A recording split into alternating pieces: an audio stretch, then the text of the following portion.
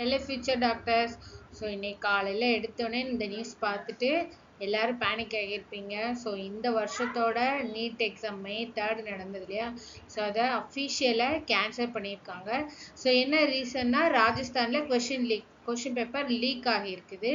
So அதனால எக்ஸாமை cancel பண்ணியிருக்காங்க. ஸோ என்னடா மறுபடியும் எக்ஸாம் எழுதணுமான்னு யாரும் எக்ஸாஸ்ட் ஆகிடாதீங்க, பேனிக் ஆகாதீங்க. ஸோ என்ன ஆகுமோ அப்படின்னு ஃபஸ்ட்டு பேனிக் ஆகாதீங்க. ஸோ எக்ஸாம் கண்டிப்பாக எக்ஸாம் இருக்குது. ஸோ உடனே பண்ணுவாங்களா அப்படின்னா கிடையாது.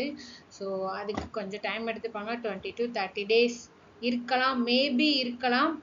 ஸோ அதனால் இருக்கிற டைமை நீங்கள் ரிவைஸ் பண்ண ஸ்டார்ட் பண்ணுங்கள். ஸோ எப்படி எழுத போகிறோம் அப்படின்னு டென்ஷன் ஆகாதீங்க. ஸோ அவங்களே அனௌன்ஸ் பண்ணிட்டாங்க, சேம் எக்ஸாம் சென்டர் தான் அப்படின்னு. மறுபடியும் ரிஜிஸ்ட்ரேஷன் பண்ண வேண்டாம், இருக்கிற அப்ளிகேஷன் தான் அடுத்த எக்ஸாமுக்கும் அதே டீட்டெயில் தான் அப்படின்னு அவங்களே கொடுத்துட்டாங்க.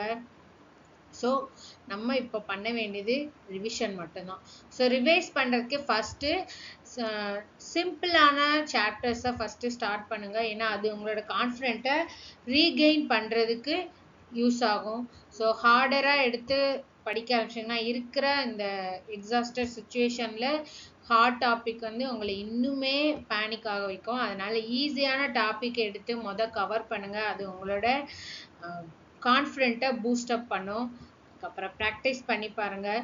ஸோ இருக்கிற டைமை இன்னும் கொஞ்சம் யூஸ் பண்ணி நெக்ஸ்ட் வரப்போகிற எக்ஸாமை நல்லா பண்ணுறதுக்கு வாழ்த்துக்கள். ஸோ இந்த எக்ஸாம் நல்லா யூஸ் பண்ணிவிட்டு எல்லோரும் அவங்களுக்கு எந்த காலேஜ் வேணுமோ அந்த காலேஜில் சீட் கிடைக்கிறதுக்கு என்னோட விஷஸ். ஸோ இதே மாதிரி நெக்ஸ்ட் அப்டேட்க்கு நம்ம சேனலை ஃபாலோ பண்ணுங்கள். தேங்க்யூ.